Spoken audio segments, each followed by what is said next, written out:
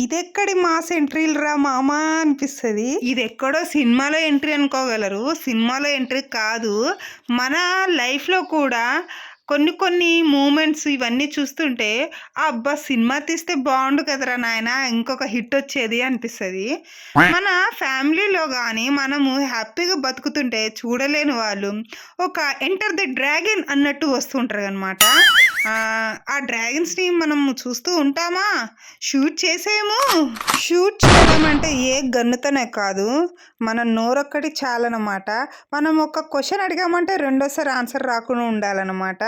అంతేకాని ఇంకా రెండోసారి కూడా చాయిస్ ఇచ్చామనుకోండి ఇంకా ఎక్కి కూర్చొని డ్యాన్స్ చేసేస్తారనమాట, డిస్కో డ్యాన్స్ లాగా. కానీ ఆ డ్యాన్స్ అంతదాకా సాగకుండా మనము స్టాప్ చేసేయాలన్నమాట. ఎందుకంటే ఇలాంటి వాళ్ళు వస్తూ ఉంటారు కామన్, మనం ఇలాంటి వాళ్ళని తీసేయాలి, కలుపు మొక్కల్ని.